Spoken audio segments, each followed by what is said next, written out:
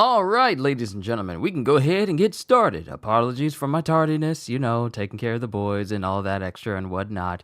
It requires my attention quite a bit. But let's go ahead and get started, shall we? Yo, peoples! Kyushu92 here, and welcome back to yet another live reading of Fire Force. Today, we are going to be checking out Volume 13 of the series, titled Firestorm. And just to double check, is my brightness too high? Hold on. It seems like it is. I don't know why it keeps resetting my exposure for my camera. They always reset it to -5 when it should be -6. That should be the default. So you guys can see the cover better. We got Halmia and Charon there. If the brightness will allow you to see it. But yeah. This is what we're going to be going through today. So let's go ahead and get started, shall we? Let me get everything back in order. Summary!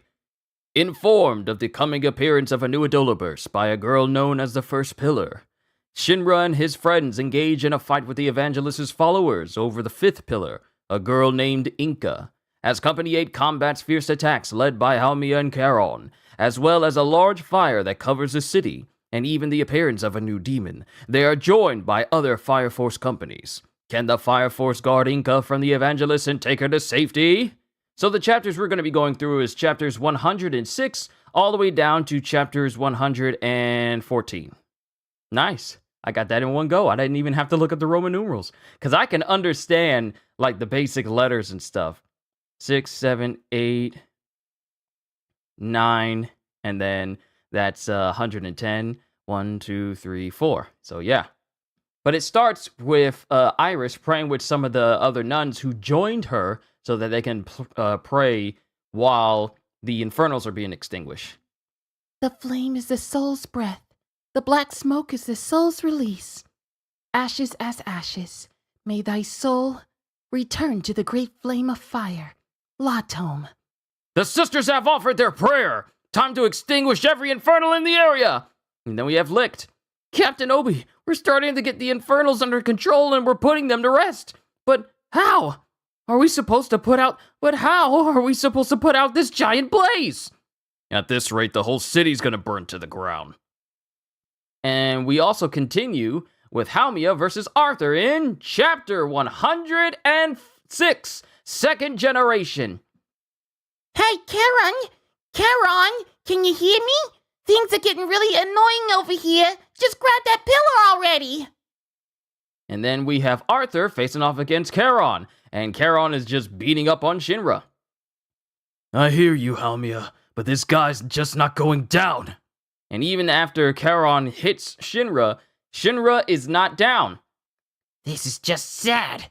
Nothing I do to him will even make him twitch. It's like I'm not even touching him. And then Shinra tries to use Rapid, and he knees Charon directly in the face, but it doesn't move Charon. It happened again. And then Charon says, Snap! And he just waves his hand, and then suddenly Shinra is engulfed in an explosion that sends him flying far away into the distance, with Charon slightly smiling. Darn it! Talk about not very effective. I'm not even leaving a scratch. I kicked him with all the power I had. Where did that energy go? And those explosive ignition powers? He's blowing stuff up just by walking. And then it shows Charon walking towards Shinra while he's thinking of this. But Charon's not blowing up the street. Oh, so you can walk quietly. Did you run out of gas in the last explosion? And that's when Shinra starts to realize. Huh? Energy that practically disappeared. Explosions? If something doesn't add up, then I need to rethink things, starting with that something. And then he's thinking of when Charon screamed out, Walk! He makes sure everyone knows when he's about to use his powers. He makes a big show of that over-the-top explosion toward the beginning of this fight. So I just assumed he was a third-generation pyrokinetic. And then Shinra asks, What gen are you? And then Charon just smiles. Then we cut to Lieutenant Hinawa and Kareem. Step back and get behind me. Because they're both standing in front of this horned infernal. And then Kareem blows... it shows all this fire billowing from this infernal as it goes towards Kareem. But Kareem rings his bell and then immediately erects a field, like a force field around him. And then his giant trumpet weapon, his giant horn, sucks in air, moves its keys, and then he goes, thermoacoustic cooling. And the entire infernal gets hit with all of this cold air as Vulcan and Hina will watch on. And then it shows the infernal completely encased in ice. That's incredible. It's nothing. You use your opponent's flames to turn heat into sound, and sound into cold. I know second gens have their own aptitudes, but I've never seen anything like this. And I could never imitate the ultra precision of your flame control, Lieutenant Hinawa. Wow, so there are a lot of different powers lumped into the second gen category. And just like Lieutenant Kareem's abilities are different from mine, Maki, for example, can control flames over an ultra-wide range. In fact, it's easier to see variations in second-gen aptitudes than in third-gen ones. You second-gens can have some pretty scary powers, goes Vulcan. We can't ignite our own flames, but if we were up against a third-gen, we can use their flames against them. That's why, when we fight third-gens, the typical strategy is to hide what generation we are, so they'll get careless and make fire for us. And that's when it zooms back into Charon and Shinra. So that's what it is. You started out by showing me that great big explosion to delude me into thinking that you're a third gen. Oh, wait. You started out by showing me that great big explosion to delude me into thinking that you're a third gen. But you're a second gen, aren't you? When I hit you, you store the energy from the movement inside your body, and then you convert it into heat energy and release that energy to attack. And it shows like a diagram of someone hitting Charon, and then he turns it into thermal energy, and then he turns it into an explosion he can use. Your look like, Oh, there it is. I was reading it wrong. Your look just screams musclehead, so you had me fooled. Yeah, you're exactly right. But so what? Yeah, good point. Just because I figured out what he's doing doesn't mean I can't get my attacks to work. And it shows Charon punching Shinra. If I don't beat him, I can't protect that Inca girl. But what do I do? If I attack him, he'll hit me back with an explosion. But if I just stand here, he'll beat me up anyway. Byron, good to see you as always. What's wrong? You too afraid of my counterattack to hit me anymore? You'll never beat your opponent if you don't attack him. Think. At least I know if I don't do anything, he won't totally destroy me. Man! And it shows all of the people that following Charon, they immediately start beating up on him. Wait. And then Charon just screams out, "Ugh!" That's just not... And it shows Charon taking all of that kinetic energy and building up into his hands. And then he launches it at Shinra. Charon is literally just like Sebastian Shaw. Only a pyrokinetic version. But he launches all this energy at Shinra, and then it explodes in his face. And it completely engulfs Shinra. Stamp! And then it shows Shinra smoldering and smoking from this this kinetic energy attack from Charon. Wait a minute. That was it! He absorbs energy, then releases it. And when he releases it, his second-gen fire control powers aren't directed inside him anymore. They're going... Sorry, had to burp. And when he releases it, his second-gen fire control powers aren't directed inside him anymore. They're going out. So if I time my counterattack to match his counterattack, I have no guarantees, but it's worth a try. So I'll just have to give it a try. With this! The move I learned from Captain Obi himself. The Corna! You know, the horned hand signal. Then he thinks back to Benimaru. In the ancient martial arts of old Japan, they have what are called hand forms, or kata. When you make certain shapes with your fingers, it focuses your body's flow of energy into one point. It affects our flames, too. This is the hand form that caused that mysterious explosion in Asakusa. I'll use it to counter his counter and kick his butt! As Shinra starts building up fire in his feet, while Charon looks confused. But that's the end of chapter 106. Onwards to chapter 107, The Corner! And then we have a flashback of when Arthur was speaking before. Hey, go clean the entry hall, devil. Who are you calling a devil? Who are you calling a gorilla cyclops? Because Maki is there as well. Maki? Maki-san? No one said that. At least you get to be a devil, Shinra. That still sounds cool. But I have to be a gorilla cyclops. First of all, nobody said anything about a gorilla cyclops. But a devil? Cool? I'm going to be a hero. Devils are the exact opposite of that. Captain Obi told me devils are cool too, and when he said it, he made a weird shape with his hands. Let's see, how did it go again?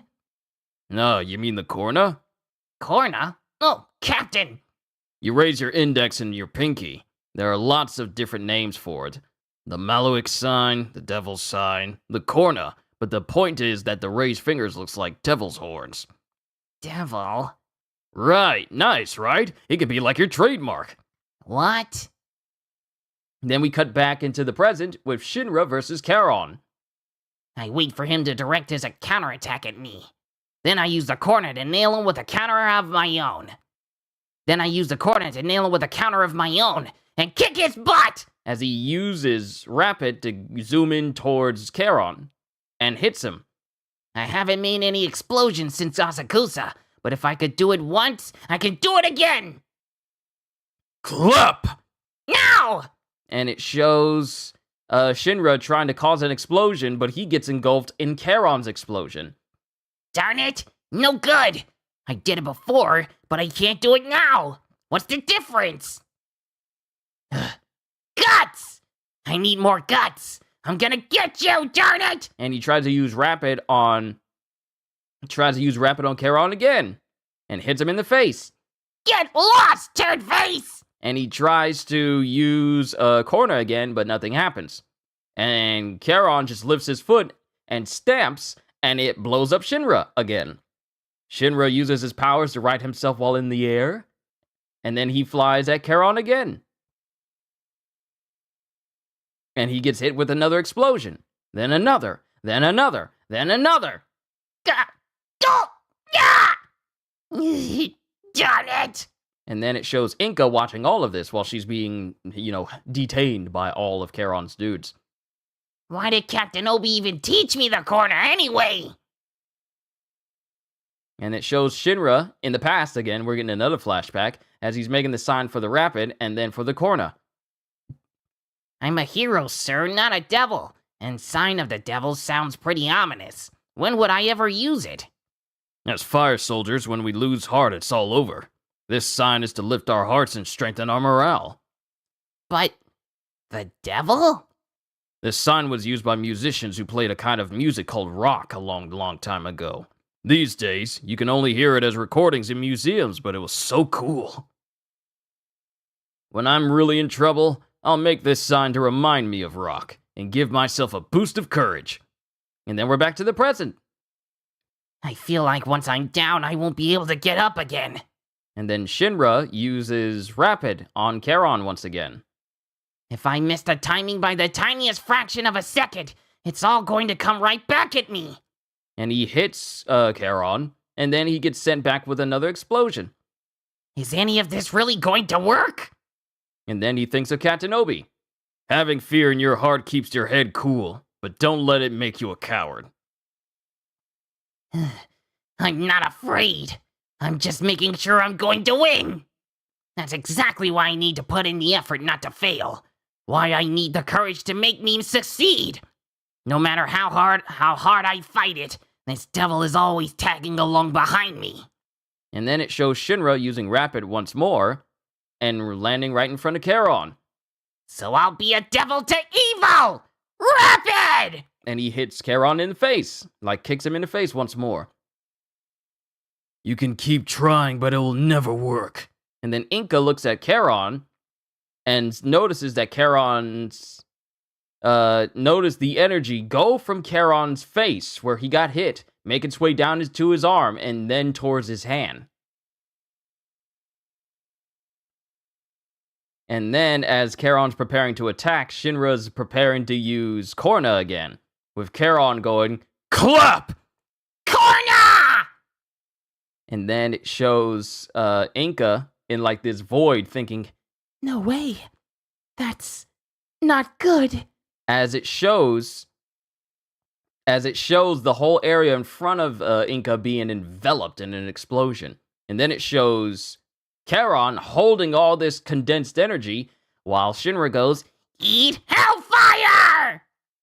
as this big giant explosion he creates like this creature of fire that completely engulfs Charon.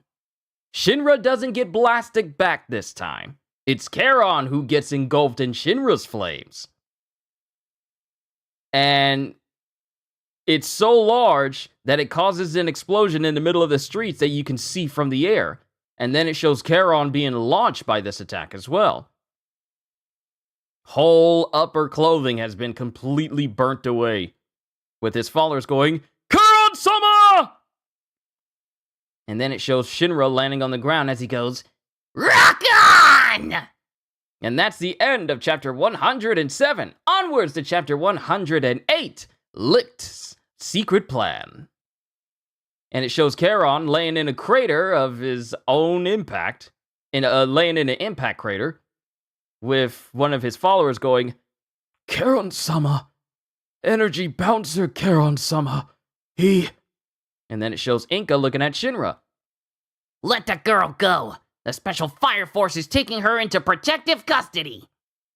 And as Shinra is huffing and puffing, he looks confused as one of Charon's followers is smiling, because Shinra doesn't notice that Charon is right back up on his feet again.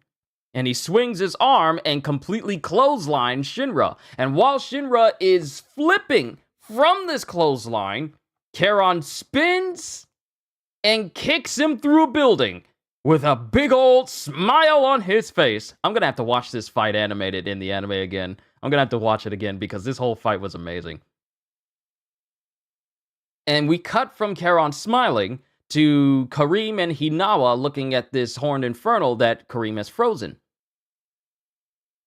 Turning fire into ice. Wait, I think this is Maki. Yeah, or is this Vulcan? I think this is... No, this is Maki. Turning fire into ice? I've seen it before, but it's still incredible. Well, we can use this time to figure out how we're going to get the situation under control. And then we have Captain Obi. How long will the ice last? Not very. We need to find a way to extinguish the infernal fast. In the meantime, we'll get right to putting these fires out, says a member from Company 5. But then the ice that this horn infernal is in starts cracking, and we start seeing the smoke and heat rise from the ice. Also, Byron, I'm incredibly excited today because I feel good today. Can I just say this real quick and we'll get back to the story? I feel incredibly good. Woke up. I'm grateful to be alive. Had a wonderful breakfast. Did a little workout. Going to continue that once I'm done with this reading.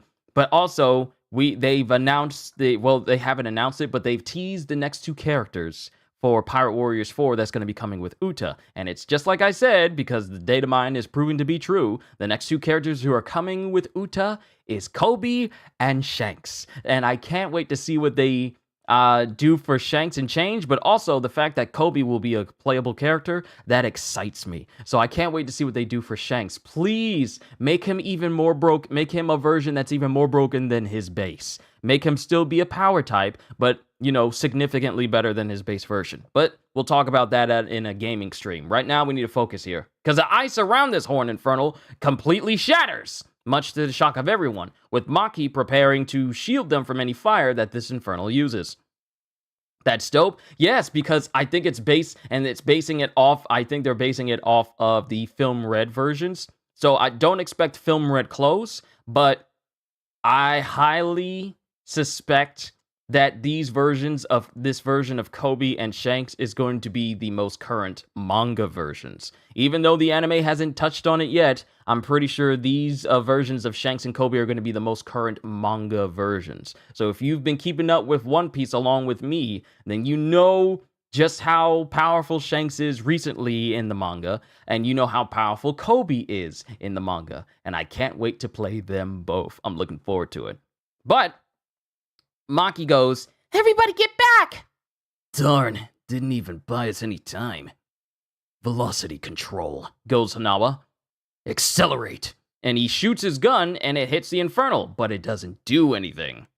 It shows that there's not even a single scratch on this Infernal's body. Company 2 platoon, fire! And it shows all of these absolutely have. Then you know that these new versions of Shanks and Kobe should be very interesting indeed. But it cuts to Company 2 firing at this Infernal, and their bullets are doing nothing. They're literally the fodder enemies playing against the main character who has bulletproof buff on him. Here comes the counterattack! As it starts swirling up fire. I'll set up the fire. Oh wait, there's one more pyrokinetic who goes, I'll set up the firewall. The rest of you just keep shooting. And then Hanawa says, it won't work. I sped up my bullets and they still had no effect. Regular anti-infernal firearms won't stand a chance. Then Maki. Second generations, stand with me. We'll use our powers for defense. And then two other second gens, one from Company 2 and Company 5, go towards Maki, and they both combine their powers in order to shield them from this massive torrent of fire. Then we get licked. This is a horned infernal. How are we supposed to beat that monster? Goes Vulcan. The Fire Force has only defeated horned infernals twice in its history. The first time was in Asakusa when Lieutenant Konro used a super thermal powered blast, Akatsuki. The second was in Asakusa again when Captain Shinmon used Akatsuki. Theoretically, if we can produce the same amount of thermal energy, it will be possible to extinguish the Horned Infernal. And then Captain Obi. But fire of that scale. Licked. Do you have a plan? A plan? Not as much. Why didn't you ask Company 7 to come help? I did, but when I called, they wouldn't pick up the phone.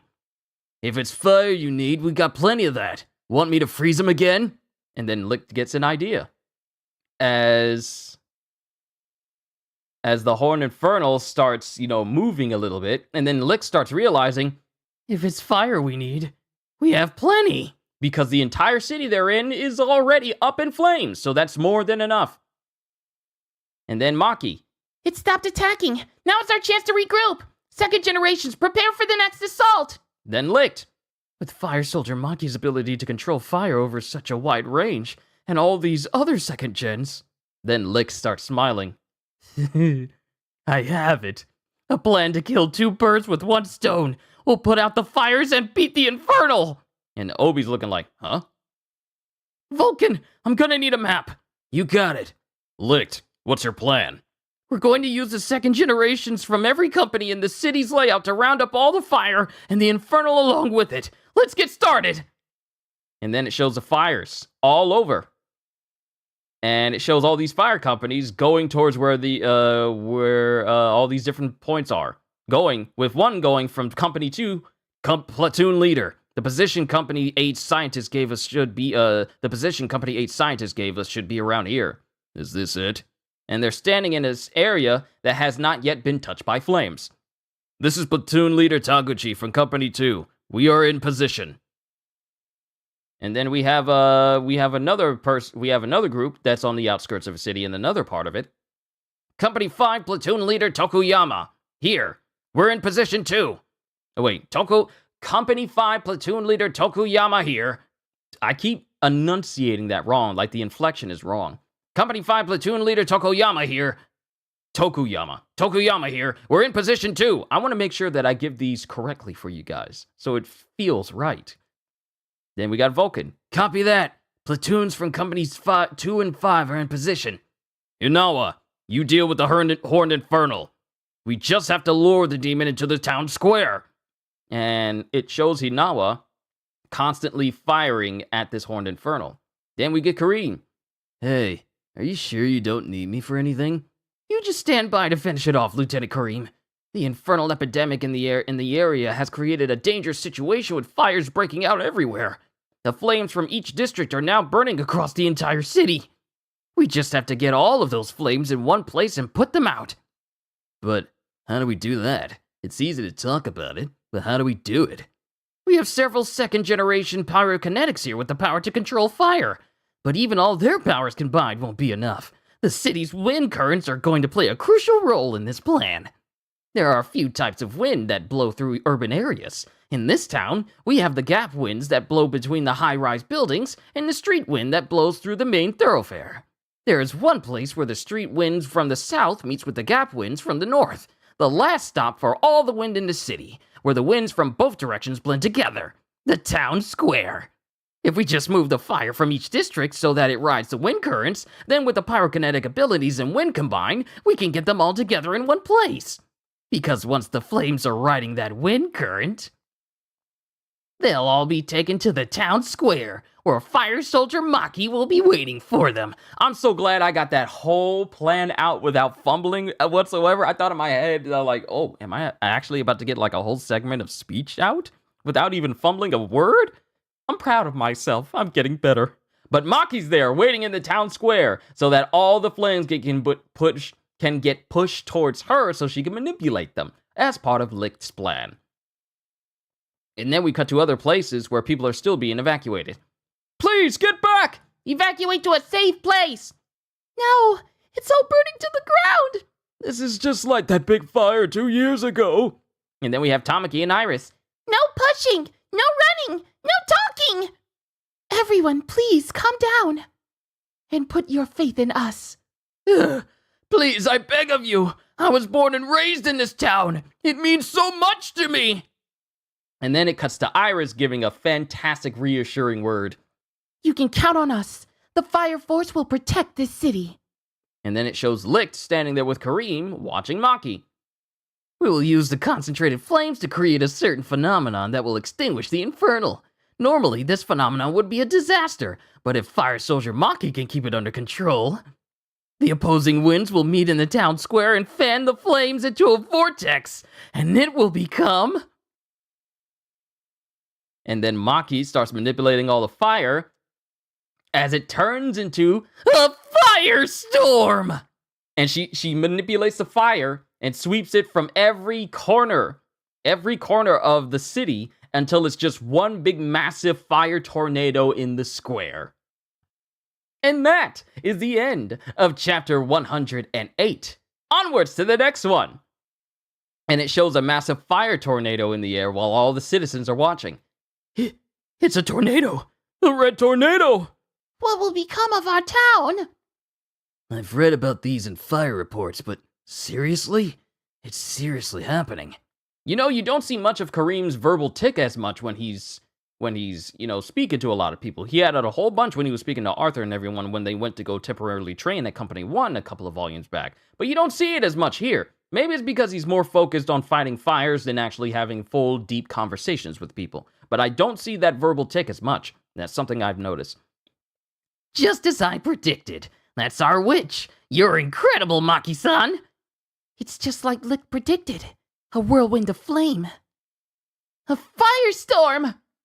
Chapter 109, The Moment of Truth. This is Company 2 Platoon on Skyscraper Street. Everything's proceeding according to plan, as he's directing all the fire towards the town square. This is Company 5 Platoon. No problems here. The flames are riding the wind, and their pyrokinetics are pushing the flames towards the square. Good work. Send it to the main street. The fire is really being sucked away. And then we have Licht, as he's smiling as his plan is working. Fire creates wind by pulling in oxygen. As more flames collect in the town square, they'll draw in the air currents from the city, and the winds carrying the rest of the fire will intensify. When the second gen's direct blaze into the wind, those flames will attract more wind, and the synergy will bring all the fires into town into one place. I gotta read that again, because I kind of flubbed it. I was so close. It was going so well. When the second gen direct a blaze into the wind, those flames will attract more wind, and the synergy will bring all the fires in town into one place. Finally, the wind will fan the flames to create. And then Hinawa's looking, going, a firestorm. And then we have Hinawa going, and now we just have to figure out how to toss the demon into the tornado. And then it shows the Horned Infernal, who's been led by Hinawa, launching at him. But that's not going to be easy. Lieutenant Hinawa, over here! Don't jump out like that, you'll get yourself killed. And then it shows Hinawa going, so how do we lure it? And it shows that Captain Obi blitzes the Horned Infernal, going, heave ho! And he tackles the Infernal. Captain, that's hot! And the Infernal throws away Obi. Whoa! Hot, hot, hot, hot, hot, hot! Not again. Please stop attempting the impossible. What do we do? We're going to need some brute force to get it in the firestorm. Hinawa, you keep its attention. Vulcan, you ready? I'm almost there. As it shows the matchbox turning a corner. The matchbox? What are you planning, sir? We have this stupid fire extinguisher that Vulcan made. What? You're really going to use that? It'll be ready soon! So I just need to keep the Infernal busy until then. I'll back you up too, as Kareem steps in with Hinawa. Planning anchors! And then the anchors from the matchbox jut out from it and then stab it to the ground. I can't believe we're actually using the stupid fire extinguisher. Deploying extinguisher nozzle! The stupid fire extinguisher with water pressure so strong it destroys whatever it was trying to douse. Captain, take the gunner seat! I'm gonna shoot it? It's got aim assist, so it'll lock on automatically. All you have to do is get the target in the center and hit the switch. Are you sure about this? As Obi gets up on this very cannon-like extinguisher and aims at the Infernal. This is pretty complicated.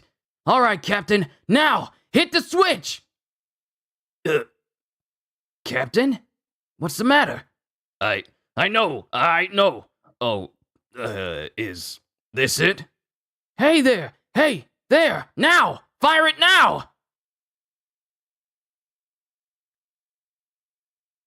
And, I don't think Obi knows how to fire it. Do it! Right now! Fire! Now! Go on! There! Come on, Captain Obi, what are you doing? All you have to do is shoot! I was never good at this kind of game. But all you have to do is shoot! Yeah, see, that's the problem. That's the problem, is the shooting. That's the problem, is the shooting. A video game would be harder. Oh, is this it? Fine! Unlock anchors! And then the anchors unlock from the matchbox, as the matchbox just goes speeding forward. Everyone out of the way! Move! Move! I'm not trying to change Vulcan's voice too much, but I feel it changing just a little bit. Almost reminds me of the voice I gave Ogun. Just a bit. Whoa, Vulcan! What are you doing? There's no way I can aim like this! I'm making it so you can shoot without aiming! As they ram the matchbox into this Horned Infernal, and it's just growling at them.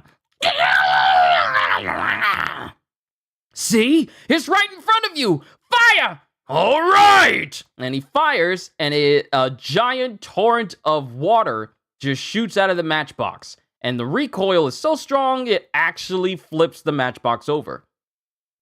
And the Infernal gets launched by this blast straight into the firestorm. And as that happens, Maki goes, ha! With Licht going, it's in! Hinawa! I'll take it from here. And then it shows Hinawa grabbing a mortar launcher. It's a mortar launcher. The wind velocity inside a firestorm is approximately 60 meters per second. He won't be getting out of there, as the firestorm still continues on. This firestorm is a symbol of the bond shared by the whole Special Fire Force. Trajectory control, as he shoots this grenade inside of the firestorm along with the Infernal. And as the Infernal is left airborne, we then cut to the different Fire Force captains as he goes, darn it, If only there was an official request, I could have sent the whole company to back them up. We have Company 1. A fire that size and a brand new company. I hope they survive. And then it cuts to Captain Hibana, who's off on her own. Don't mess this up, Company 8. Then we have Licht. We'll use the flames of the firestorm as fuel for Lieutenant Hanawa's powers, so he can accelerate the projectile's velocity, turning the firestorm itself into the barrel of an enormous railgun. And as this is going on, everyone is watching the firestorm. Everyone. Iris, Tamaki, all the fire soldiers who are using their pyrokinetic abilities to push this flames towards the center of town so Maki can control it. And then the shot fired by Hinawa. And then we have Maki going, I can't contain it. Velocity rampage. And now, the Fire Force will be united as one!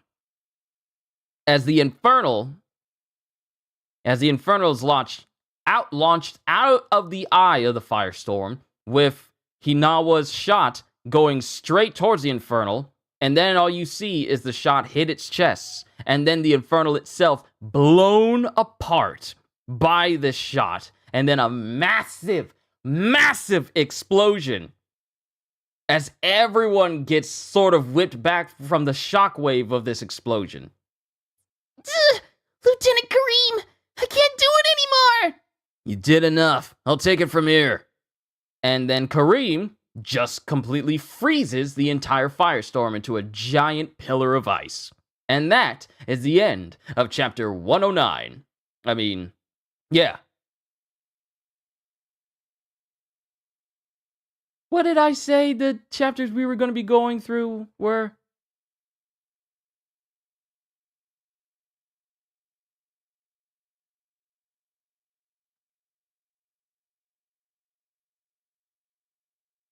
One. Okay, 11. Oh, yeah, okay. That's the... I'm sorry. Roman numerals! I had to second guess myself. That was the end of chapter 109. Onwards to chapter 110. The Time to Choose. This is probably going to happen every single time I read a volume, where I'm just second guessing myself like, is this the right number? Is this the right Roman numeral number? It's probably going to happen every single time. But we see birds landing on top of this giant ice pillar, and some birds landing on it and start pecking at it. What happened? The fire tornado turned into an ice pillar. So the city is saved? We're all saved! That's Lieutenant Kareem. All that fire, just like that. Put out anything that's still burning, and keep an eye out for survivors. And then all the fires are done. All the fires are gone. It's just no buildings are just completely on fire with Kareem and his weapon. The keys for it are tumbling out, so he kind of broke it just a little bit. With them standing right next to Maki going, I think I just made enough ice to last me a lifetime. And Company 7's captain and lieutenant have been... And this is Hinawa. This is Hinawa going, and Company 7's captain and lieutenant have both extinguished those demons single-handed? They're monsters. And then we cut to the other companies, one from Company 2 going, is it over? This fire was at least as bad as the one 2 years ago, but we contained it with a minimum of damage. Wow, that's Captain Obi for you. Is that the power of Company 8? As they're wondering, as the rest of Company 8 is just like resting. Well done, Maki. Thank you, sir. And then Vulcan, this is awesome, and that cool air feels great. I got to see a firestorm up close. Best day ever, goes Licht. Then Captain Obi, and the other companies came to help. I really appreciate it. All that's left are the evangelists' goons. Shinra, Arthur, it's up to you now. As it shows Arthur versus Charon, and then Inca. Where did that ice pillar come from? What's happening? I'm so scared. You're the first person to ever actually hurt me. And I'm gonna do it again! And then it cuts to Arthur versus Hamiya. Charon, it's time to cut our losses. The fires are contained. They won't be slowing the fire force down anymore. We need to at least get the fifth pillar. A plasma boy! As Arthur is defending himself from Halmia, and she uses that to jump off of a building and use her powers to, safely get to the ground. Alessio, welcome back.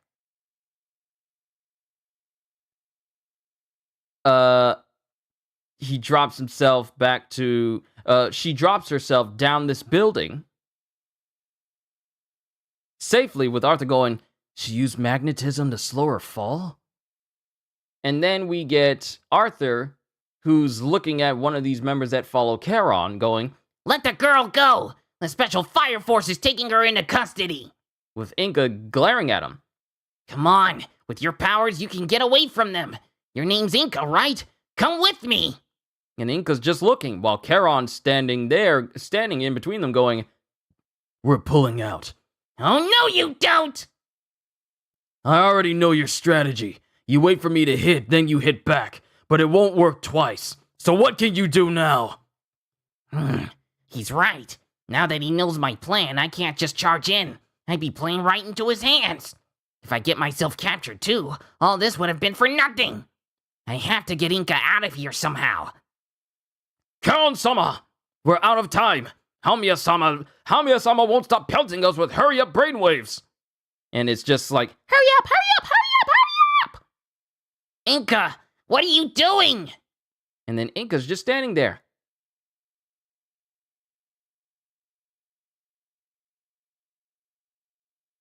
Just saying, one day, can we please do a Q&A? I already did like a Q&A recently. And I try to do them at least once or twice a year. I want to start doing them at least once or twice a year, but with enough time. I mean, if you got a question for me, by all means, you can go ahead and ask it. I'm cool with asking it here. Just as long as it doesn't impede me reading. I mean, if you got a question, by all means. Come with me. Use your powers and break free. And Inca's just standing there. If I waved my finger, then flames would appear. If I felt like it, I could even make things explode. But I don't see the line, and that means I won't be making any fire here. I'm pretty sure my power is to see visions of the future. It feels really weird to decide what I'm going to do now based on what I know about the future. But if I don't see any lines, that must mean that I'm going to go with this shady group of weirdos without putting up a fight. They kidnapped my brother, too. They messed up his life. You don't belong with them, Inca. None of your persuasion will convince me. I see the end results. Everyone knows I'm the fire robber, so I can't just go anywhere I want. I have to pick a side. I know that if I take hold of the hand he's offering me, I'll have to pay for his crime. I'll have to pay for my crimes.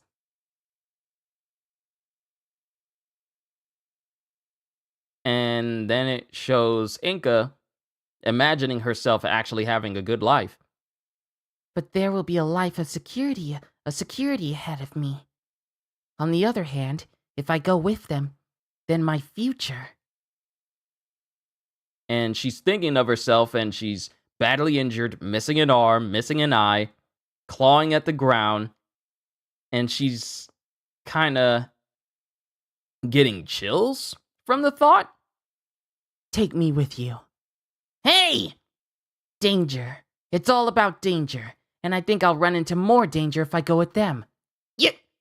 You've gotta be kidding me! Look at this city! Those guys in white did all this just to capture you! People are dead! People who wanted to live! Who wanted to be saved are dead! And you go around treating your life like it's nothing? What do you take life for? Why should I care about any of that? It doesn't matter to me what happens to other people. It's my life. It doesn't belong to anyone else. Don't lump in with all those other worthless lives. It's mine and it means a lot to me. I don't think it's nothing. Not at all. That's why I'm running into danger. To feel the thrill. I feel the joy of life through the fear of losing it. And then Inca gets another feeling and tilts her head to the side as Shinra comes up. Shinra comes up and punches one of the Charon's followers in the face. I don't care how many random trash people pop off. I will keep myself alive. Because you're right, Mr. Fire Soldier. Life is precious. And as she says this, Charon comes up and punches Shinra in the face, sending him flying into yet another building. And then she just waves goodbye to Shinra as she just goes with him. Let's go, Charon. You better not bore me. Looking down on. Just you wait! I swear I'm gonna kill you! As Shinra screams this at Inca. And then she smiles. I'd like that a lot better than protecting me or custody garbage. If that's what you want to do, then absolutely come see me. I'll be waiting. As Inca leaves with the evangelist. Wait! In Inca's mind, that's the better option? Does Shill want to be with the goons in white too? The heck he does! And then it shows Inca meeting Haumia. It took you long enough to get here. So you're our fifth pillar, Inca Kasugatani.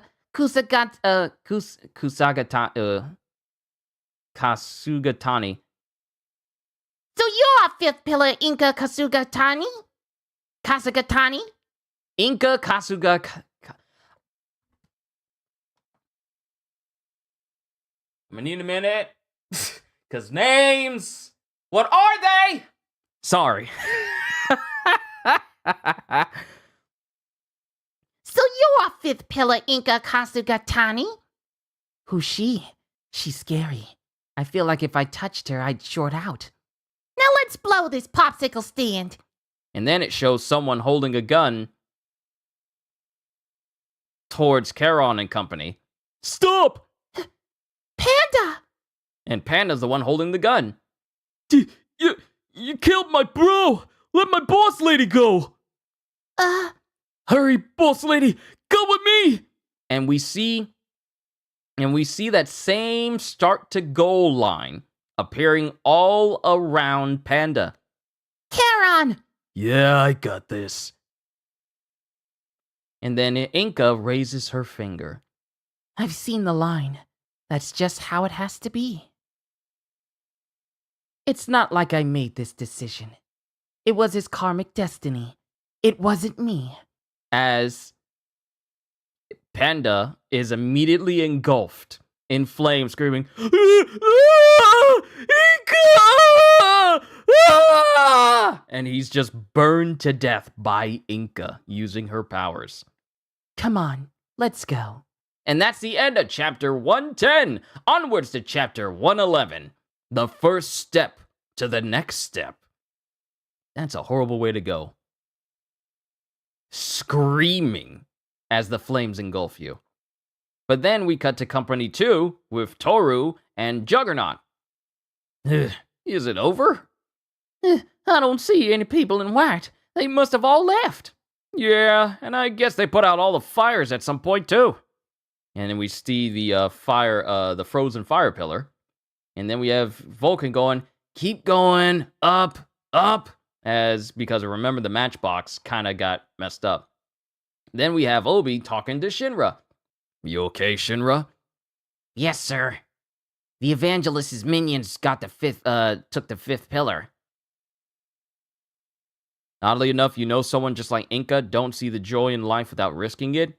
I understand being an adrenaline junkie, but no joy unless it's a thrill? The evangelist's minions took the fifth pillar.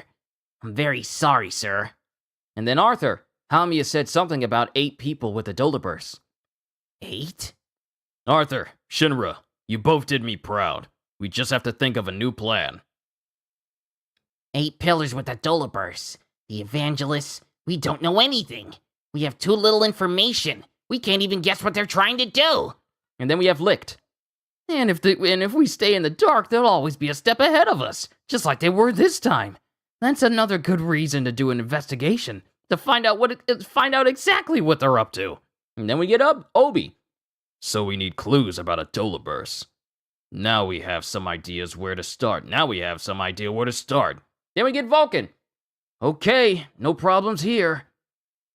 Looks like the matchbox is fine. Come on in, everybody. See, this is the voice that I had for Vulcan. but it started to sound too much like Ogun that I had before. So I didn't want him to do that, so sorry that I mismatched his voice with Ogun earlier. Looks like the matchbox is fine. Come on in, everybody. And then we had the citizens going, Thank you so much! Thank you.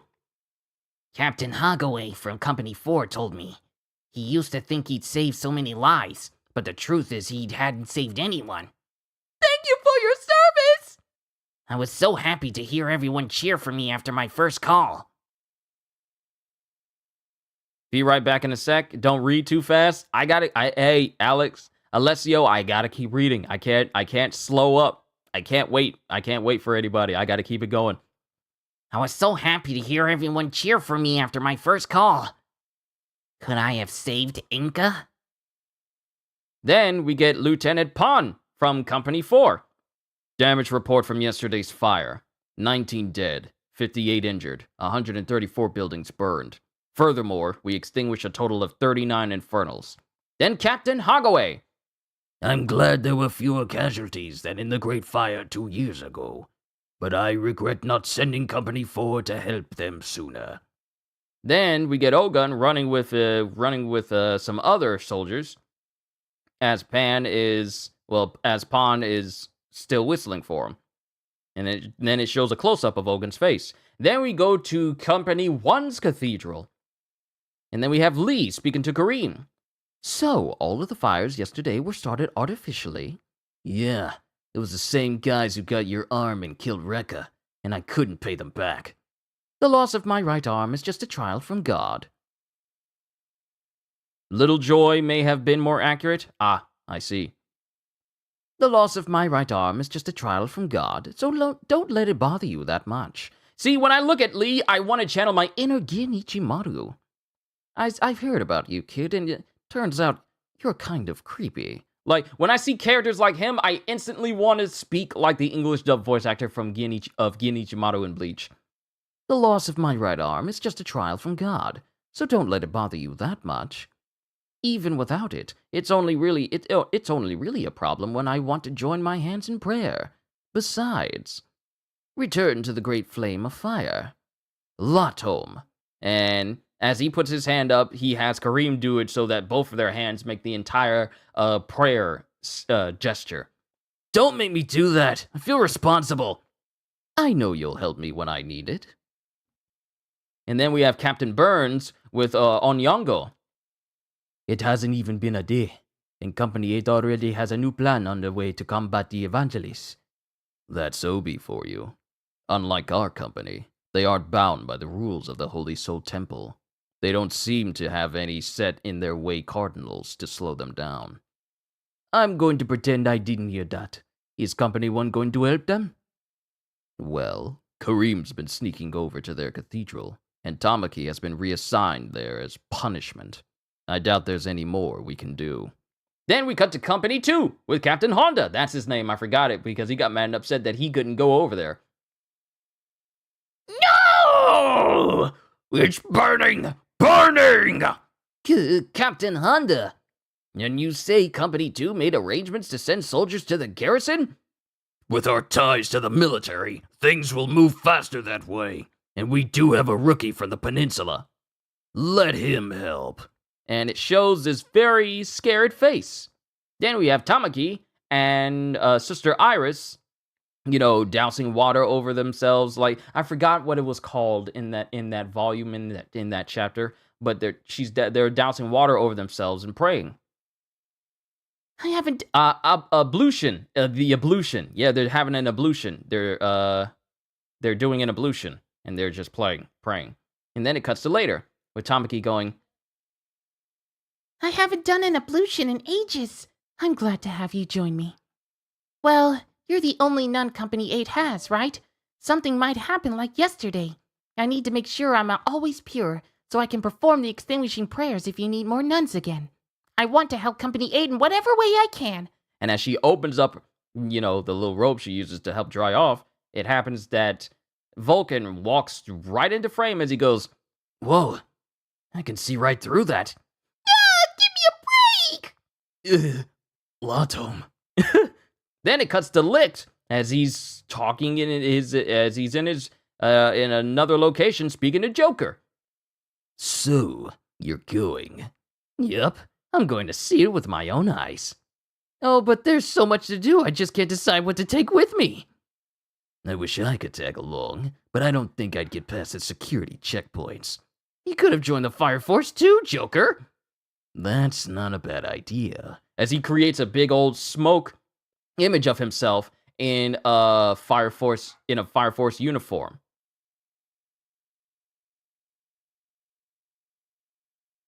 I worked with Captain Hibana from Company 5, and we found a good starting point. I'm going to go to that location and see what it tells me.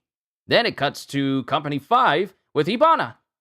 I've given them my specimen. I hope they find some clues about the Adolabers. As a scientist, I wish I could have gone with them. I hate that my position as captain keeps me stuck here. Then we cut to Cathedral 8 with Captain Obi. We're really cutting to a whole bunch of different locations, aren't we? And then Captain Obi. We are going to take part in a new operation. Company 8 will be deploying our soldiers. And you're them. And then Arthur. Operation? What operation? You'll be looking for information on the Evangelists and the Adolabers. They're collecting people who hold Adolabers, people they call the 8 Pillars. And then it just goes from left to right, 1 all the way to 8, in Roman numerals, but also in Japanese. Of those 8, some have been identified, like Shinra and his brother, but we can also assume that we will see the birth of some new ones, like what happened with Inca. We're currently aware of 4 pillars: Shinra, Sho, Inca, and Haumea. The Evangelist's goal in collecting all 8 of these Adolabers pillars, is to recreate the great cataclysm of 250 years ago. A disaster so great that it changed the face of our entire planet. We don't know why they want to do this, but we must stop them at all costs. There's too much we don't know about what happened during the cataclysm. If we don't change that, we will always be too late to take any of the remaining pillars into custody. And so we are organizing an investigation. You 4 will find out whatever you can about the great cataclysm. And then it shows Licht going, we've already pinpointed a location we're studying. And then Tamaki, Where are we going? To an unknown terrain with an unknown ecosystem. Seriously, this place is totally unknown. You're going to the Chinese Peninsula, outside the Tokyo Empire. Operation Chinese Landing. What? We're leaving the Tokyo Empire? And I think I'm getting closer and closer to the point where the point where season 2 ended. I'm getting so much. Yo! I'm so happy. I'm going to have to see the last. Hold on. Before I do this next chapter, there's a security tab here. So let me tear that off.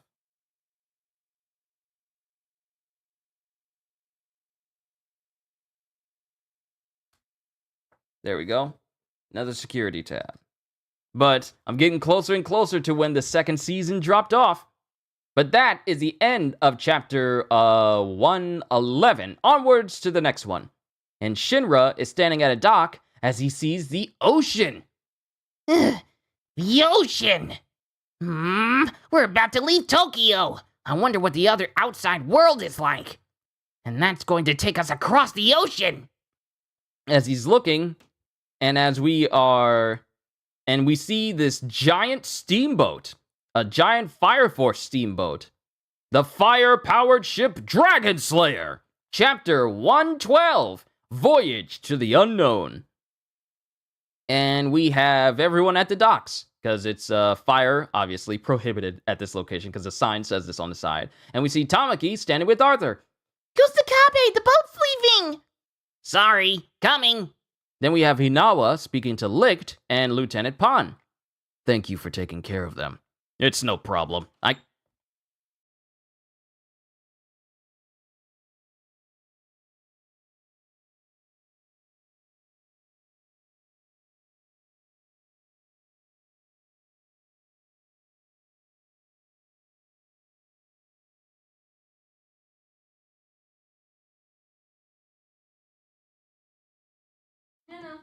Denim, come here. I got y'all unmuted. So y'all can hear. Denim, come here. Come here, boy. Come here, boy. Hey, come here. Come here. Kenzo, it's good to see you. It's good to see you. But Denim, come here. Come here. I want to show you. Denim! Oh, so you don't want to be in here. Oh, so you don't want to be in here. You will make your way into my room in the morning time, but when I actually want you to be in here, you want to just flat out ignore me because you want to go back out there. I want to show y'all to my crowd. I want to show you to my peoples, but you... Okay, I see how it is. I see how it is. Come here. Denim.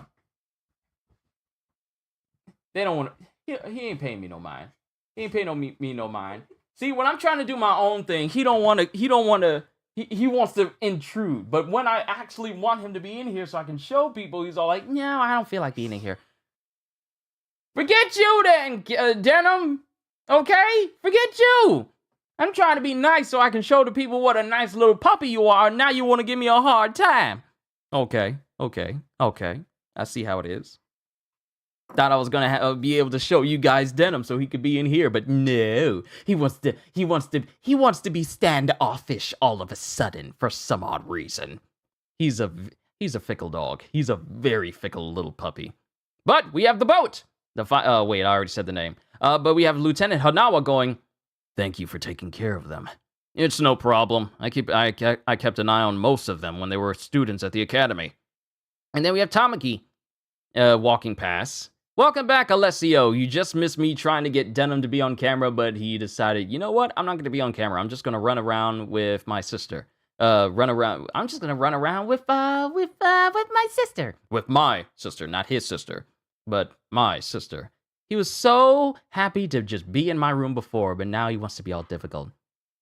But Tamaki walks past Juggernaut and Ogun while Juggernaut goes, oh, Fire Soldier Kotatsu.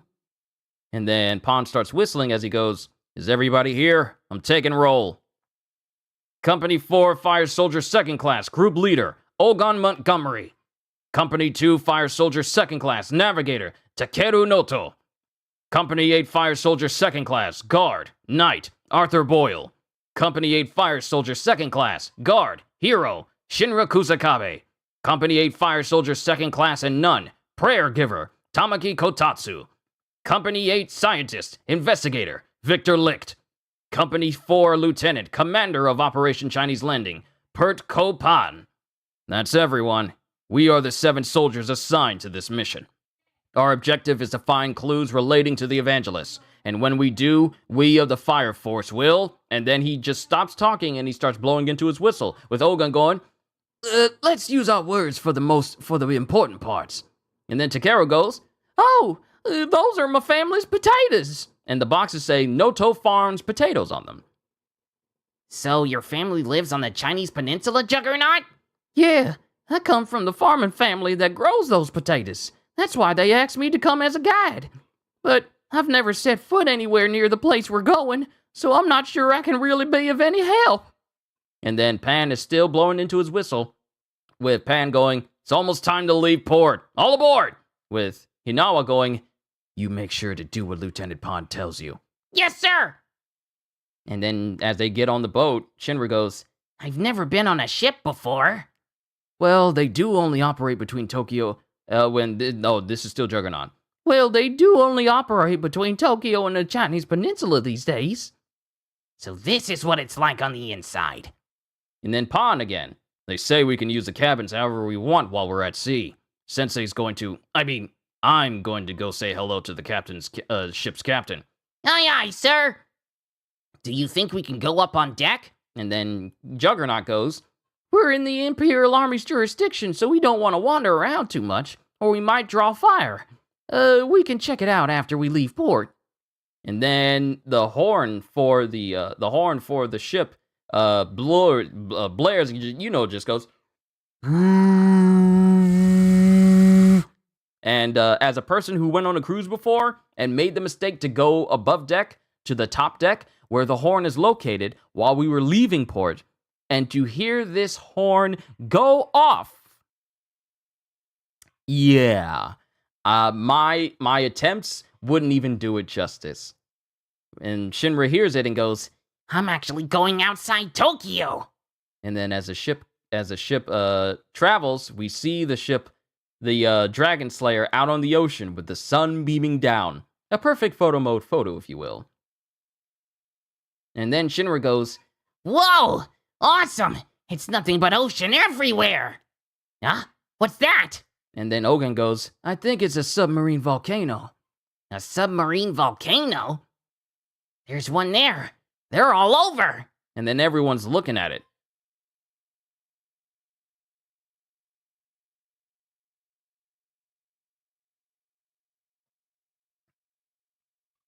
Give me a sec. Every single time I do one of these readings, it almost feels like I gotta get up to do something.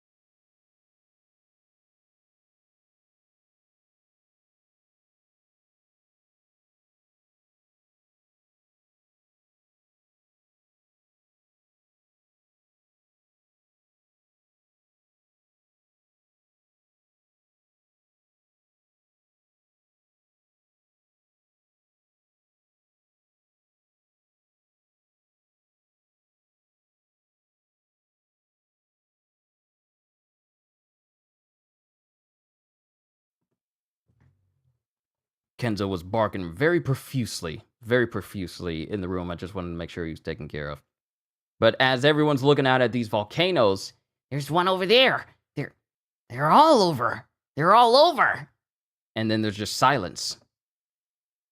And then Ogun goes, they must have been pushed up above the surface in the Great Cataclysm 250 years ago. And we're on an investigation to find out more about what caused that cataclysm. Do potatoes grow in wastelands like this? They sure do. Potatoes are a high-yield plant that can grow in the harshest terrain. And then Ogun goes, we should go back inside.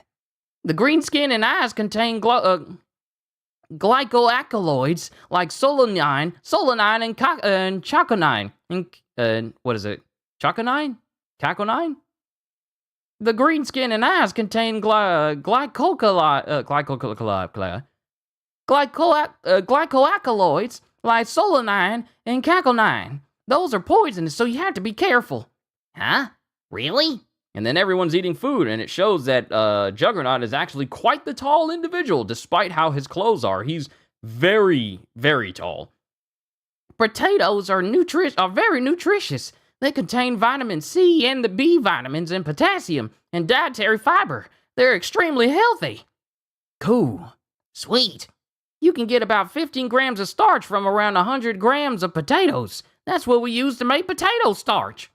And as far as calories go, there are 73 calories in 100 grams of potatoes. You can burn that off with about 30 minutes of walking. And then everyone's trying to go to sleep, but Juggernaut still wants to talk about potatoes. Yeah, see you tomorrow. I'm going to sleep, says Arthur. Yeah, me too. And then Shinra's already asleep.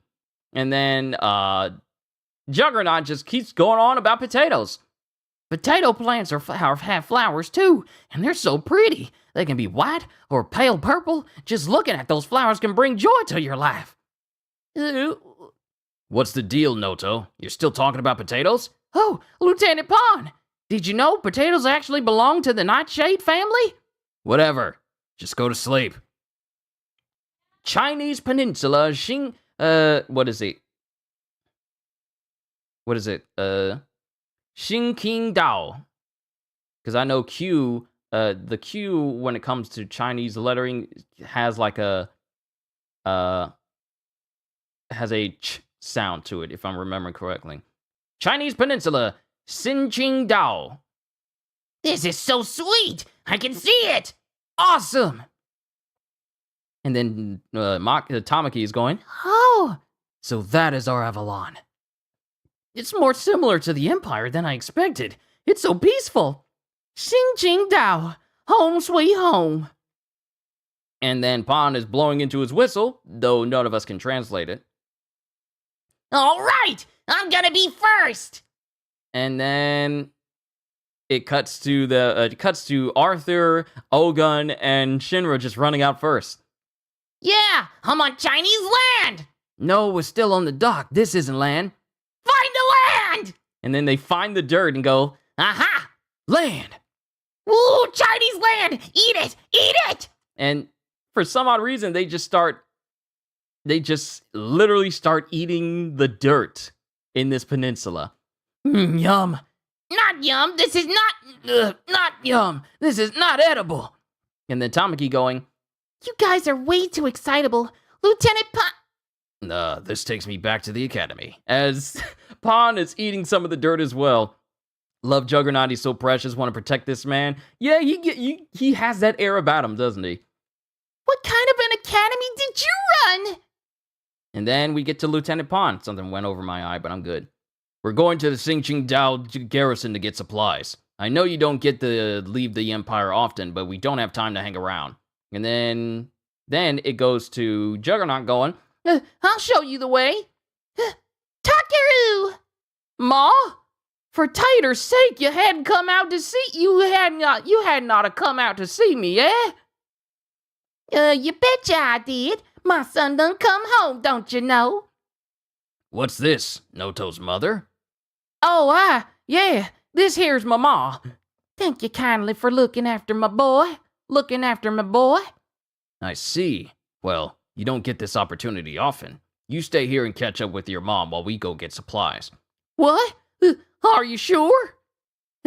Much obliged. and then it shows Juggernaut standing with his mom.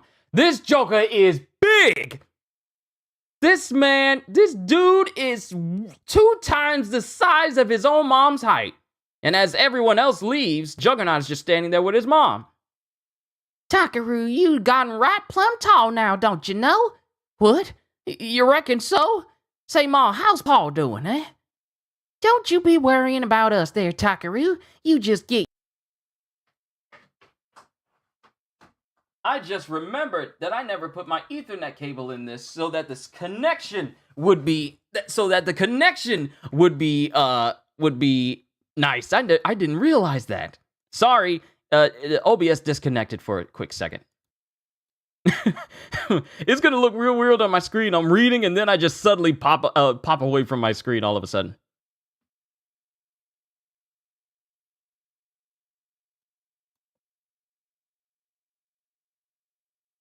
This Texas voice acting is amazing. Well, thank you, but I need to do it again because it cut off in the middle of it.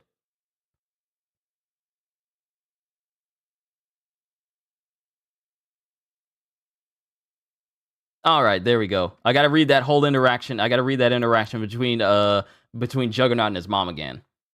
What's wrong? Oh, let me see. What? You reckon so? Say, Ma, how's Paul doing, eh? Don't you be worrying about us there, Takeru. You just get yourself back to Tokyo and find yourself a purty little wife to bring home with you. You hear? What's wrong, Ma? You look like you got the mullet grubs. Do I there now? You pay that no mind, Takeru. You got your important mission to worry about, eh? You can tell me. I'm a fire soldier too, don't you know? Well, I'll be darned. You done growed into a fine young man. And then it shows his mom lighting like a cigarette lighter, like a basic lighter, and he goes like, "Ah, fire! I'm afeared." Eh? Someone done spoiled our potato crop. Yeah, just a tiny little piece of it. Ain't no one from the village would do such a thing. We're right stumped, don't you know? Gee, I'm sorry, Ma. I sure would like to help you find the thief, but I gotta do this. But I do got this important job. Don't you fret over us then. You just do what you gotta do, eh? And then it cuts to Shinra and company as they procure themselves like a tractor truck. Thank you very much. Where are you off to now? We're going west from here. we're headed for the spatial tear. Spatial tear. I thought there was something weird about the map. Where they're going, it's almost as if a portion of the world has just disappeared. And then the map is just folded in to make up for the lack of space. What do you mean, spatial tear? I forgot about this. Maybe it's because I wasn't paying attention to this particular season as much. I forgot that that was the actual destination. We're going west from here. We're headed for the spatial tear. And they're all at Xing Dao. And then they're making their way to the spatial tear.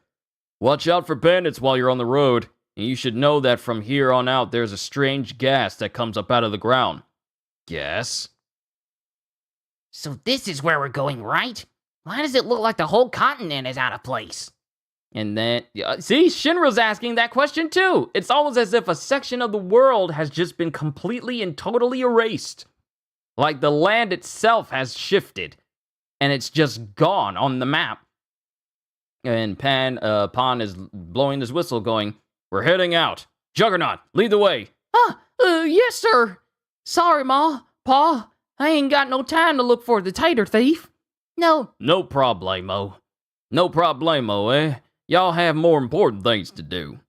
Next time you come home, you better have a right purty bride with you. Bride? As he starts glancing over at Tamaki. And then Pan, we're heading out. We hope you'll we're heading out. We hope you'll excuse us, ma'am. Sir. Here we go. We're going to find the evangelist's secrets. It's time for us to go. As Juggernaut's mom and dad wave goodbye, and the person who was telling them about the place they're going walks away. Then we have Licht going, I told them to wear gas masks. As everyone just starts, I told them to wear gas masks. As Arthur, Juggernaut, Ogun, and Tamaki and Shinra have basically just lost their minds, going, Yeah! Heck yeah! Because apparently the gas has some hallucinogenic effects, kind of akin to that of laughing gas. But that's the end of chapter 112. Onwards to chapter 113, The Outside World. Oh, yeah! I did try to warn you, as Captain Pond has been inebriated by this gas as well, and he's driving. You cannot be driving while under the influence of gas. And he can barely blow into his whistle. And everyone's just screaming, yeah! And Juggernaut is in a space all his own because he's just that huge. And with Licht going, I told you this place was full of gas that has fast-acting stimulatory effects. That's the spirit, Juggernaut! Woo-hoo! And then it cuts to Tamaki going, Hello, Mama? It's me. I won't be coming home tonight. What? Where am I staying? You know I can't tell you that. Oh, wait. I'm on the Chinese Peninsula. My call will reach her from here. And then everyone's just losing their minds. With Ogun going, woo, it's hot. And when I get hot, I dance. I'm not about to do a dance to facilitate what he's doing. And that you needed to wear gas masks or it will kick in and people will start bouncing off the walls.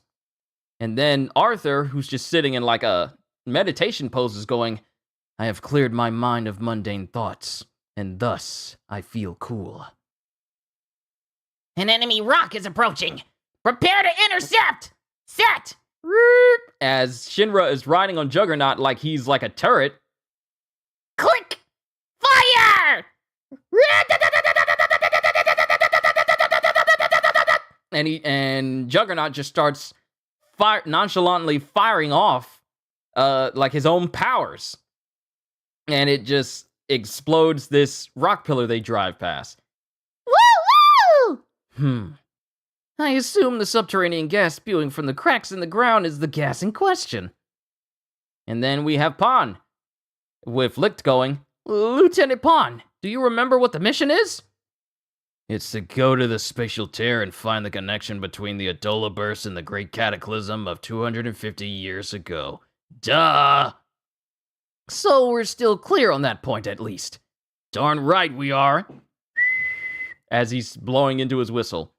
And he's blowing into it again. with him going, "Hey kids, quit monkeying around like a bunch of idiots and sit still." Yes, Sensei. Where are we going, sir? We're going to a place northwest of Xingqingdao, where we measured a high degree of Adola burst activity. Oh wait, this is licked. We're going to a place northwest of Xingqingdao, where we measured a high degree of Adola burst activity. I really hope I'm saying this name correctly. You know what? Let me look it up.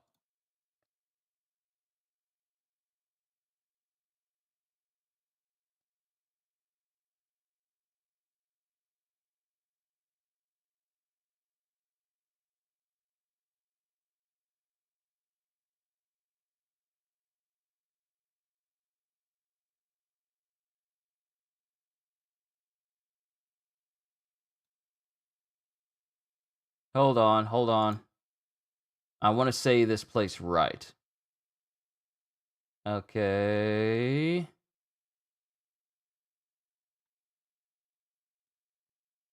I think I'm saying it right, but if I'm not, someone will correct me. We're going to a place northwest of Xingqingdao, where we've measured a high degree of Adola burst activity. We have a long way to go before we get there, so please don't waste your energy horsing around. Can't we get there faster? We're looking for information that could lead us to the Evangelist. We might find out how the Adola bursts are related to the Great Cataclysm. And then Tamaki looks outside from underneath the tarp of the truck and she goes, Whoa, creepy! What is that? and as they're driving, they see like this. They drive past this mountain that looks akin to that of a dog's face with, a dog's face with teeth, even though that's not the case. I feel like that rock has been watching us forever. You scared, Tamaki? No, I'm not scared. And then they start looking at it. And then Ogun goes, "Looks too unnatural to be caused by erosion. Rocks don't get to look that way through ordinary weathering." Do you think it was because of the Adola burst from the Great Cataclysm? It's the end of the century. I'm scared. My mind is clear of mundane thoughts, and I feel cold. And this is all Arthur has been saying this whole time. And then we get Pan. Pipe down. There's still time before we get there. There's still time before we get there. Just go to sleep. Pipe down. There's still time before we get there. Just go to sleep. And then something happens and someone goes, Help me! A voice? I heard a voice from outside. and while they're doing that, what looks to be like a giant worm pops up out of the ground right behind them.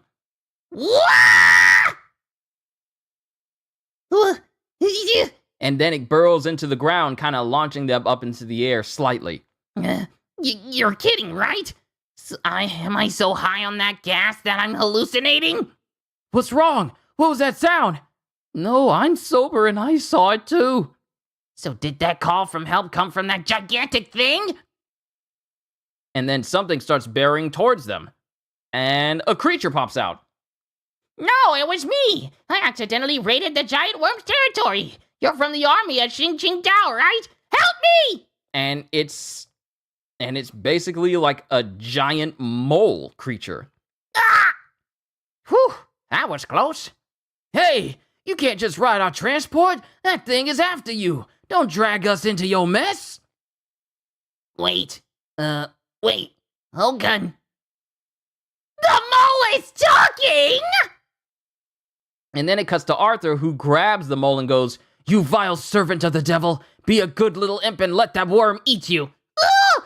Stop! And then Juggernaut sees what looks like a potato right where this mole was, as he goes, "A potato? So you're the one who raided my family's potato field. I bet you're new to these parts. I know this place like the back of my hand." Oh wait, this is the mole still. I bet you're new to these parts. I know this place like the back of my hand. I admit I messed up going into the worm's territory, but if you trust me, I can get you safely to wherever you're going. And as that happens, the sandworm, this giant worm, bursts up out of the ground and chases after him. Pond-sensei, it's coming! Behold my driving skills! As he drifts and avoids getting, pummeled by this sandworm. Sorry, I can't shake it. Shinra, Ogun, do something! Let's go, Ogun! I was just getting bored anyway. And then the sandworm pops up, and then Shinra uses his powers to fly above it. Take the mole and get inside, as Arthur is holding on to it. Yoruba spear! And then we have spears in the air, and then they snap into like these little sleeves on the side of this board, on this surfboard. And Ogun starts riding the surfboard. Ogun, we need to learn the worm away. Yoruba forge! And then as he's surfing with as he's fire surfing, he's basically fire surfing, which is kind of cool when you think about it. He's fire surfing and he's creating these numerous spears. Over here, jerkworm! And then we have the mole inside going, We're in giant worm territory. One wrong move and you'll have 2 or 3 of them coming after you. who cares about that? My potatoes! This isn't the time for that, you big lunk. Yes, ma'am. We're on our way to the spatial tear. The tear? I came from there. I know it like my own backyard. I know this map isn't the most reliable, but we're trying to get to this point in the northwest. And then it cuts to them being, jostled a little bit with them screaming. You're going there? We expect the terrain to be rough due to a Dolaburt's activity. Do you know anything about it? And then the mole stands silently, all anime-like, and goes, Only everything. I was there. You're right. There is an Adola burst. An animal that can speak human language. Just what are we going to find in this place? And if they hadn't shown up, I never would have had to steal these potatoes. I want to get the oasis back. As this mole drops all the potatoes he had in his apparently a bandana, and he wraps his bandana around his neck. And then we have Shinra just kind of going crazy because he's still inhaling that gas, going, You giant freak worm! Shinra Man is here to defeat you! And that is the end of chapter 113. Onwards to chapter 114, and I think that will be the last chapter for this volume. Chapter 114, Road to the Oasis. And it shows Shinra flying in the air as this sandworm is going after him. Hey, I'm over here, worm face! And then the same worm gets shot in the head by Ogun's Yoruba spears. Have some of this! But it's unfazed. Whoops! And he almost gets hit by this worm trying to burrow into the ground again. But he manages to right himself as his board comes up and catches him, and he starts surfing on the worm itself. Then he gets airborne and he high-fives Shinra, flips his board, he does a kickflip, and then he lands on the ground and continues going while Shinra's flying with him. I think we've lured the worm far enough away. Our diversion was a success. Huh? And it looks like the worm's giving up. And then Pan talks through his whistle going, Well done. Come on back. Shinra and Ogun, you did fantastic. And they're interlocking his own speech with the whistle. And then we come to a full stop, and we have the mole speaking. Whew, we should be able to relax now. And then it shows Ogun holding like a small blade to this mole's throat. What the heck are you? He's an evil mole that steals potatoes. Mind if we ask you about yourself? I came from west of here, a place called the Oasis. It was nothing like these Badlands. There were plants and water. It was a real paradise. An oasis in a land like this? Goes Licked. And then we have Pond chiming in with, It's hard to believe. I lived there with a bunch of my neighbors, but we were all driven out. And then we see some birds flying overhead. And then Tamaki goes, Huh? Shinra. Guess we can find crows anywhere. Hey, that's... Yo! Yata! You birds wait here. Ah! And then a bird flies overhead and lands on a rock fixture and goes, Hey, Scop, who are your friends? Hey, Scop, who are your friends?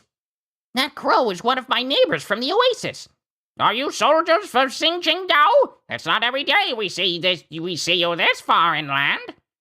I borrowed some potatoes from Sing Ching Down. They got me. Are you dense? If you're stupid enough to get caught, just stay on the ground forever. First, a talking mole. Now, a talking crow. We're from the Fire Force, Goes Shinra. The Fire Force? Goes Scop, apparently. What would they be doing out here? We're here to investigate. We can talk later. I know we won't have trouble starting a fire, but we're camping here tonight, and it'll be a pain to set up after dark.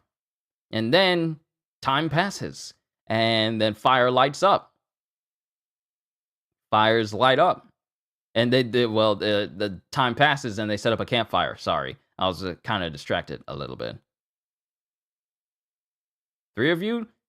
Alessio, please don't tell me you created 3 different accounts just so that the numbers can be buffed up. Please. You don't have to do that. Trust me, you don't have to do that. Toasted marshmallows. So you want to go to the Oasis and investigate the Adola Bears? That's the size of it. Is it the Adola effect that makes it so you can talk like humans? Nah, heck if I know. Most of us are like the birds behind me. Can't speak a lick. It's your turn. World. It disconnected for a quick second. What in the world? Why does it keep disconnecting? Hold on, let me make sure nothing got cut off. We're in the last chapter.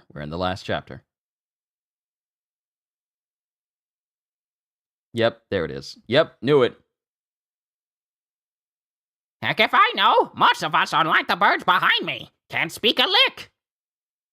It's your turn. Tell us about yourselves. You said you were driven out of the Oasis. And then Scop continues. Yeah, this mysterious gang showed up one day. They weren't interested in talking. They just started attacking all of us who lived there. We haven't been able to go back since. And you ran out of food, so you started stealing potatoes? My molehill has grown into a mountain of rage! And then it has Shinra speaking with Ogun. It gets really dark when there aren't any city lights. Yeah. Huh? Hey, Ogun, look at that. What's that light? Good question. It was so bright during the day, I didn't notice it. And then they see numerous lights all over the place. There's another one. There's another one. They're all over the place. And then Shinra's looking and then Ogun goes, they're really pretty, like stars down on Earth. I wonder what they are. And then Shinra starts squinting his eyes so he can get like a better view. But then his eyes widen. Infernals? What? Wait, all of them? And then Yatta lands on top of Shinra and goes, You can see those? As a bird, I can't see a thing in the dark. You got good eyes. You're right. They're all infernals. Some of them have been wandering these lands since the Great Cataclysm 250 years ago. I had heard that infernals can't die until their souls are laid to rest, but we have to extinguish them, quick! Just the 7 of us? Forget it! You'll never get to all of them! I've heard about your force. You're killing infernals on the island across the sea. Killing? Well, anyway, the ground is loose down there. One wrong move and the earth will fall out from under you, and you'll go headfirst into the lava. So don't bother. What are you? I don't know. Isn't that what you people came to find out? We never thought about that. We never thought about what we were until you humans came along and acted like there was something unusual about it. And as Shinra continues to look at these lights, he's thinking, those are all infernals? And they're not the only ones. There are other infernals all around the world who just keep burning. There's thousands of more reasons we have to find the truth behind the Great Cataclysm and the Adola Burst. I'll go get Tamaki. We can at least offer some prayers. And then it cuts to the next day as they're driving, and then Yatta is speaking to Pan. We're almost at the Oasis. With Scop going, we don't want the enemy to spot us. When we get close enough, we should get out and walk. You had a nice quiet trip thanks to my directions. Think you can trust us some yet? Trust has nothing to do with it. We just don't know enough about the area. We'll take any helping hand, or paw, or wing we can get. And then the truck stops and everyone gets out because they're close enough as it is.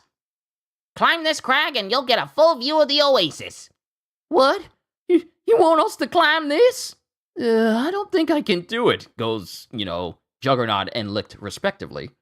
I'm going to go on ahead and check things out. I'll go with you. Be careful, goes Pan. Okay, let's go. You're human, but you fly?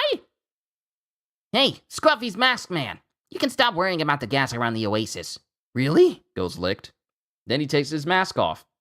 And there's like an indention. You really don't see that illustrated in manga where people have masks and they have an indention of having a mask on for a long period of time. You really don't see that indention drawn on characters. That's the first time I've ever seen an indention of like eyewear or facial wear being left on the face of an individual.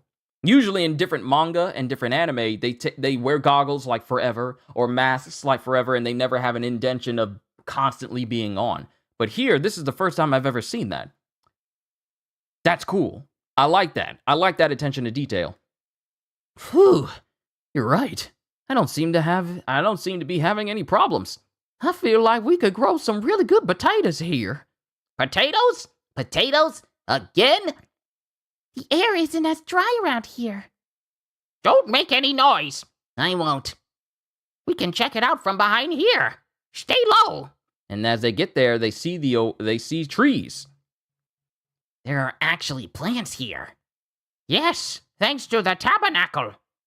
Tabernacle? You see it over there, don't you? See what exactly? What? What's that doing? What? What's that doing here? You idiot, get down! You recognize it? Of course I recognize it. It's the keystone of the entire Tokyo Empire. As we see in this oasis, the same power plant that we saw all the way back in Tokyo. That's Amaterasu! To be continued in Volume 14. We got some translator notes, 2 pages in full, and then we are done. Translation notes! Heave ho! Page 71. In the original text, as Captain Obi attempts to give this infernal the ode heave ho, he shouts, Doskoi! This is a phrase derived from dokoi, an interjection used when doing heavy labor. Something like an oof, or when stopping someone from doing something. It is most commonly associated with sumo wrestling, thus creating the perhaps comical image of the captain attempting to wrestle a demon out of a sumo ring. Pert Kopan, page 130. Readers no doubt recognize Lieutenant Pan from Shinra's visit to Company 4. Mythology enthusiasts may recognize the name Pan as being shared with that of the Greek shepherd god, who is also a patron of rustic music, and is well known for his unique flute called a pan flute. So me calling him Pan was actually right the whole time. I don't need to make him sound all more animated than he already is. It's not Pan, it's Pan. Porco Pan. When written in Japanese, the lieutenant's full name sounds remarkably similar to that of iconic musician from Nirvana, Kurt Cobain. For tater's sake, page 140. The Noto family uses what appears to be a new dialect that has come about after the Great Cataclysm and incorporates elements from several different rural dialects all over Japan, as well as some that don't seem to exist in any now extant Japanese dialect. The translators have attempted to recreate the effect by using elements of the American Appalachian dialect combined with some more northern dialects and maybe a touch of Irish. The end of the century, page 155. Juggernaut's reaction to the strange rock formations remains unclear. Perhaps he is overreacting because he's still being affected by the gas in the air, or perhaps something deep in his brain is reminded of the demonic forms of the members of heavy metal band Sekima II, whose name can be translated to end of the century. Either way, his observation leaves Arthur feeling cold. Yata and Skop, page 174. Naturally, these creatures each have a name that is related to its species. Yata comes from Yatagarasu, or 8-span crow, a crow that in Japanese mythology was sent by the sun goddess to guide one of the first emperors. Skop comes from the Dutch word skop, which was adopted into the Japanese language as the name for small shovels, like spades and garden trowels. This mole was likely named for its shovel-like hands. My molehill has grown into a mountain range. Mountain of Rage. Mountain of Rage, page 177. The common Japanese word for mole is mogura, but another name for the creatures is doryu, which literally means earth dragon. In the original text, Scott traded the kanji character meaning earth for one that is pronounced the same but means anger. In other words, he is no longer a little earth dragon, but because now he is a raging dragon. The translators attempted to capture the double meaning by using a familiar English expression. And then lastly, tabernacle, page 185. Strictly speaking, a tabernacle is a temporary dwelling, such as a tent and nothing more. However, it is also used in religious context to refer to an object or body in which a spirit or god dwells. It makes it a fitting translation for Goshintai, which literally means divine body, and refers to objects that house gods. And then we have the little comic at the end, but I don't read those. And there we have it, ladies and gentlemen. We are done with volume 13 of Fire Force. And I'm happy I'm still keeping these under 2 hours. Overall, we are getting closer and closer to the end of season 2 of the anime. And then once I go past that, then I'll be entering into unknown territory about the entirety of Fire Force. So I am really looking forward to it. But I'm done reading for all of you today. All I can say is, hope you all enjoyed. Can't wait to see you all in my next video. Like, comment, subscribe, even become a member, because I am always looking forward to entertaining you. So have a fantastic day. And once again, as always, later, peoples.